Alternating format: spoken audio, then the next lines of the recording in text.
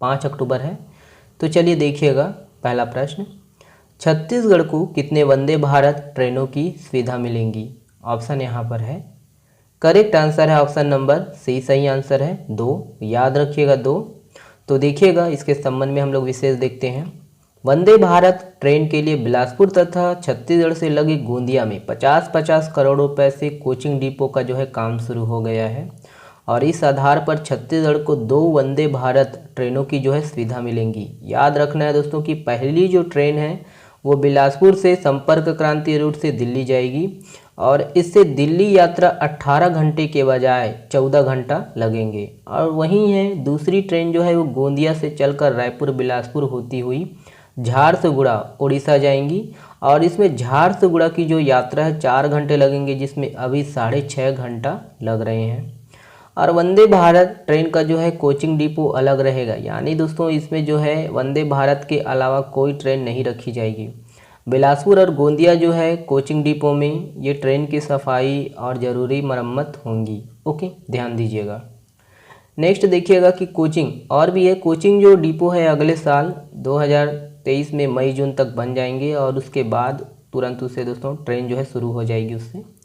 और हाल ही में रेलवे की CRS टीम ने दुर्ग से झारसुगुड़ा के बीच ट्रेन को 130 किलोमीटर प्रति घंटे की रफ्तार से चलाकर परीक्षण किया था। ओके, नेक्स्ट देखिएगा, हाल ही में देखिएगा हाल ही में छत्तीसगढ़ के किस क्षेत्र से 2400 वर्ष पुरानी मुद्राएं मिली है? करेक्ट आंसर देखिएगा, इंपॉर्टेंट प्रश्न है छत्तीसगढ़ हिस्ट्री के दृष्टिकोण से। ऑप्शन नंबर सी सही है, रीवा। MP वाला रीवा नहीं है, ध्यान दीजिएगा, ठीक है, रायपुर वाला रीवा है।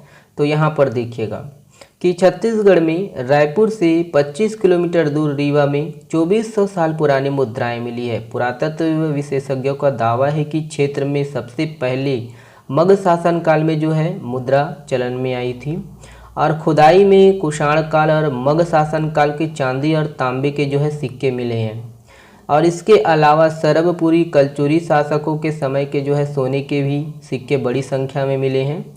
2400 साल पहले रीवा 80 एकड़ का एक जल दुर्ग था। इसमें 4 दरवाजे थे। कौटिल्य के अर्थशास्त्र में जिस तरह के जल दुर्ग के बारे में बताया गया है या वैसा ही है। 4 दरवाजों का प्रमाण मिला है और नॉर्थन ब्लॉक पॉलिश्ड बियर के टुकड़े भी मिले हैं। करीब 2000 साल पहले राजाओं महाराजाओं के घरों में इन्हीं बर्तनों में खाना खाया जाता था। चलिए और है, ये इम्पोर्टेंट है, ध्यान दीजिएगा। आहत मुद्रा हिंदुस्तान में सबसे पहली मुद्रा, इसे पंचमार्ग मुद्रा भी कहा जाता है और खुदाई में इनके 5 पीस मिले हैं। वहीं ताम्र मुद्रा 300 जो है पीस मिले हैं और कुछ कुषाण काल के हैं, कुछ दोस्तों 1700 साल पुराने हैं। जनपद मुद्राएं 4 पीस मिली हैं, 2000 साल पुरानी हैं। जनपदों में अलग अलग मुद्रा चलती थी, ठीक है, और एक काशी की है। और सोने के सिक्के, इसमें जो निशान मिले हैं वे 6वीं शताब्दी के सरबपुरी राजवंश के हैं। और मोहर है ना, मुद्रा मोहर और मुद्रांक, ये 8 पीस मिले हैं। इसमें एक मेटल का है, बाकी मिट्टी के हैं। इस पर ब्रह्मलिपि लिखी गई है जो कि मगध वंश से चलती थी, ठीक है, याद रखिए। अगला प्रश्न देखिएगा, किस विख्यात अभिनेता को मुख्य निर्वाचन आयुक्त ने चुनाव आयोग का नेशनल आइकन बनाया है?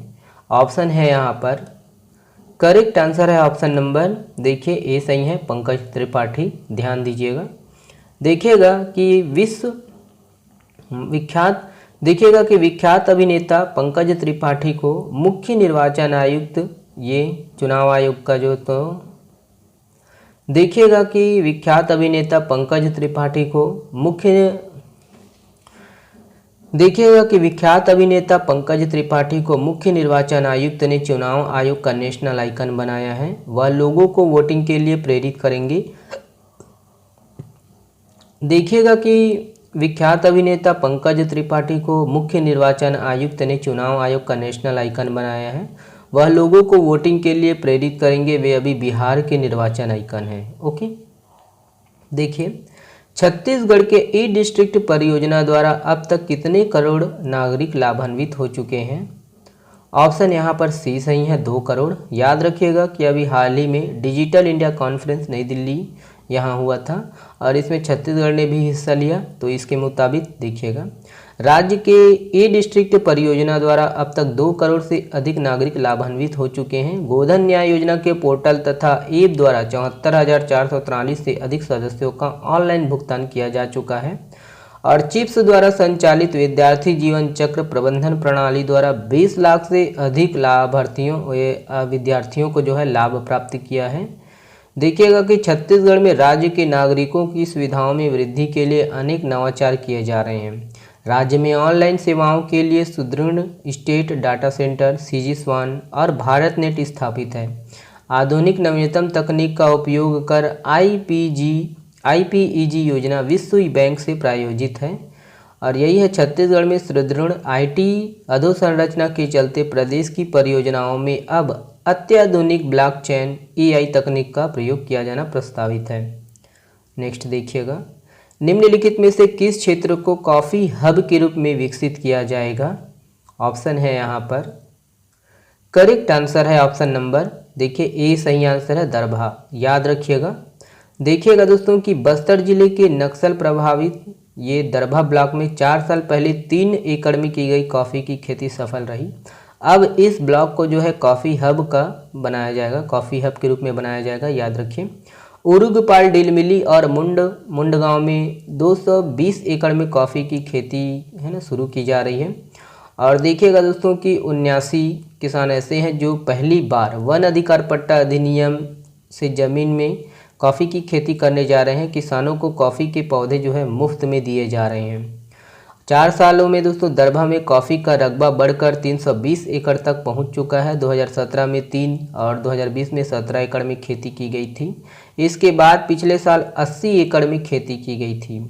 और यहाँ कॉफ़ी की 5 वैरायटी की किस्में तैयार की जा रही है। इसमें सैन, रमन, चंद्रागिरी, सिलेक्शन 8, सिलेक्शन 9 और CR शामिल है।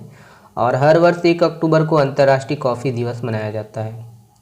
देखिए, हाल ही में चर्चित कांदा डोंगर छत्तीसगढ़ के किस जिले में स्थित है? ऑप्शन सी सही है, गरियाबंद। तो यहाँ पर देखिएगा छत्तीसगढ़ में गरियाबंद लोकेट कर दिया है।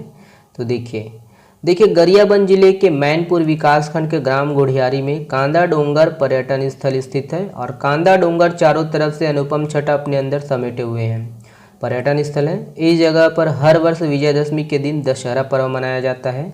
और कांदा डोंगर को रामायण काल से भी जोड़ा जाता है। और यहाँ कांदा डोंगर पहाड़ी के नीचे एक छोटा सा तालाब है। मान्यता है कि इस तालाब का जो है पानी कभी भी कम नहीं होता है। देखिए, कोसगई देवी का मंदिर छत्तीसगढ़ के किस जिले में स्थित है? तो करेक्ट जो आंसर है ऑप्शन नंबर बी सही आंसर है, कोरबा में है। याद रखिएगा। देखिए, माता जी का मंदिर देखिए जिला मुख्यालय से 42 किलोमीटर दूर स्थित कोसगई गढ़ छत्तीसगढ़ के 36 गढ़ों में से एक गढ़ है। और यहाँ 600 जो है फीट ऊंचे पहाड़ पर निर्मित ना माता कोसगई देवी का मंदिर है। और यह अकेला देवी मंदिर है जहाँ लाल नहीं बल्कि शांति का प्रतीक सफ़ेद ध्वज चढ़ता है। याद रखिएगा। ओके। और यह प्राकृतिक सौंदर्य से घिरे इस पहाड़ी की 50 फीट ऊंचाई पर भीमसेन की प्रतिमा, दक्षिण छोर पर बाबा कुटी और इसके निकट ही सूरही गाय की प्रतिमा है। देखिए, फिजिक्स के क्षेत्र में नोबेल पुरस्कार 2022 का विजेता किसे घोषित किया गया है? ऑप्शन डी सही है, उपरोक्त तीनों। ध्यान दीजिएगा। देखिएगा कि फ्रांस के फिजिस्ट आले आस्पी, अमेरिका फिजिस्ट जॉन क्लाजर और वियना यूनिवर्सिटी के प्रोफेसर एंटोन जाइलिनर को फिजिक्स को क्षेत्र में दोस्तों नोबेल पुरस्कार 2022 विजेता घोषित किया गया है।